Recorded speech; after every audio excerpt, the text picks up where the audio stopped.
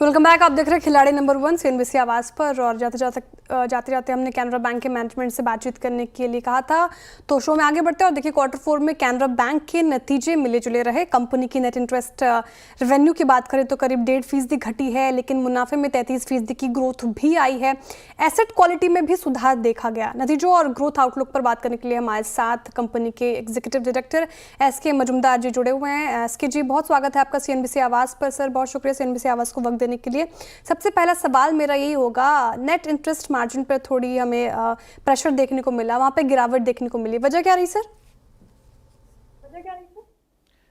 Before आपका प्रश्न की जवाब देने के पहले आई वांट टू से, सबसे पहले मैं आपको ये बताना चाहूँगा कि हमारी बैंक की सभी पैरामीटर्स पर अच्छा प्रदर्शन रहा है इस quarter. Global business, global deposit, global advances तीनों 11% के ऊपर ग्रोथ है। Net profit as you said 5,004 crore है, which is a record profit. Dividend हम लोग 200% डिक्लेयर किए हैं एंड नेट NPA भी 0.70% है।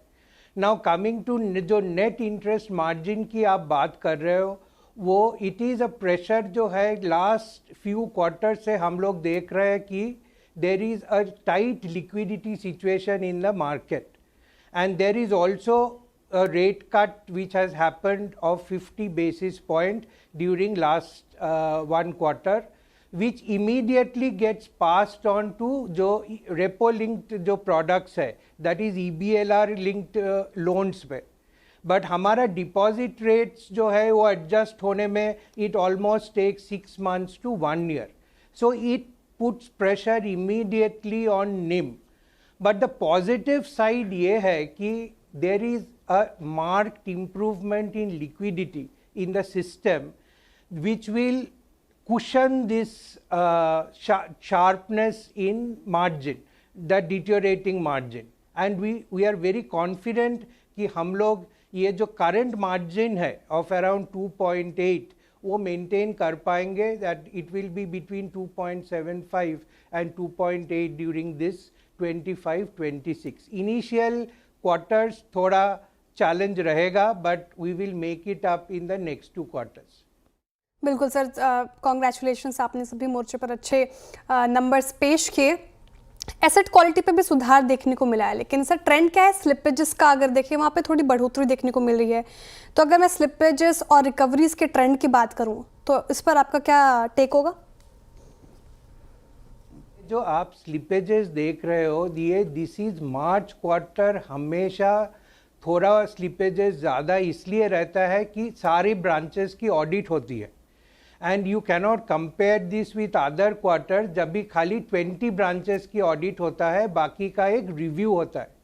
So if you see last year March 22 the additions and NPA was 3,400 crore, जो कि मार्च 25 में only 2,700 crore, which is actually very commendable because these are due to MOCs given by the branch auditors.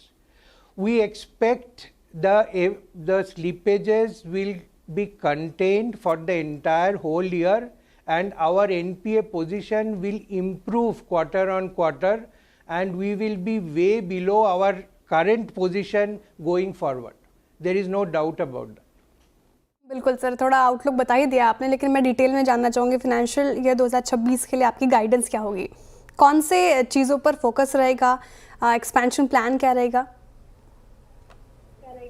If we have given a guidance of business growth of 10.5%, we have given a advances growth of 10 to 11% and deposit growth of 9 to 10%. These are the minimum that we expect to achieve. हमारा actual growth इससे बहुत काफ़ी ज़्यादा होने का उम्मीद है, and I am sure it will happen. In asset quality front, we have given 0.60 NPA target for period ending March 26. I am sure we will be much better than that. Sir बहुत शुक्रिया, क्योंकि समय इतना ही है, इतनी ही ज़्यादा देता है, वरना आपसे और बातचीत होती। सर बहुत शुक्रिया आपके समय के लिए और सीएनबीसी आवाज़ को अपना वक्त देने के लिए, and all the very best for upcoming quarter. Sir चलिए, अब वक्त हो चुका है एक छोटे से ब्रेक का। ब्रेक के बाद फिर हाजिर होते हैं। आप देखते रहिए सीएनबीसी आवाज़।